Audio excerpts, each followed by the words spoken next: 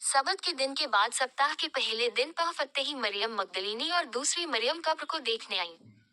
और देखो, एक बड़ा भूइंडोल हुआ, क्योंकि प्रभु का एक दूत स्वर्ग से उतरा, और पास आकर उसने पत्थर को लुढ़का दिया, और उस पर बैठ गया।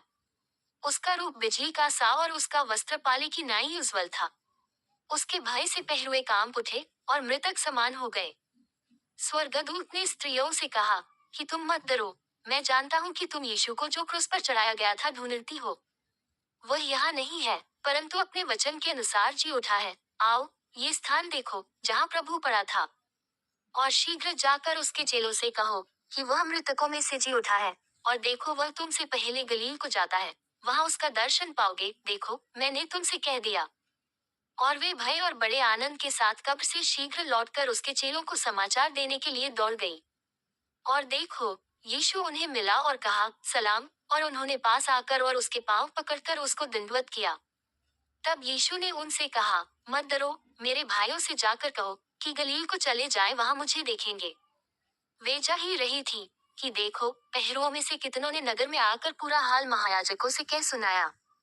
तब उन्होंने पुरनियों के साथ इकट्ठे होकर सम्मति की, और सिपाहियों को बहुत चांदी देकर कहा कि यह कहना कि रात को जब हम सो रहे थे, तो उसके चेले आकर उसे चुरा ले गए। और यदि यह बात हाकिम के कान तक पहुंचेगी, तो हम उसे समझा लेंगे और तुम्हें जोखिम से बचा लेंगे। सो उन्होंने रूपे लेकर जैसा सिखाए गए थे, वैसा ही किया। और यह बात आज तक यहूदियों में प्रचलित है। और 11 चेले गलील में उस पहाड़ पर गए, जिसे यीशु ने उन्हें बताया था। और उन्होंने उसके दर्शन पाकर उसे प्रणाम किया, पर किसी किसी को संदेह हुआ।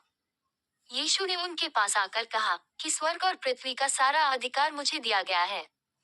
इसलिए तुम जाकर सब जातियों के लोगों को चेला बनाओ, और उन्हें पिता और पुत्र और पवित्र आत्मा के नाम से बपतिस्मा दो। और उन्हें सब बातें जो मैंने तुम्हें आज्ञा दी है, मानना सिखाओ। और देखो, मैं जगत के अंत तक सदैव तुम्हारे संग हूँ।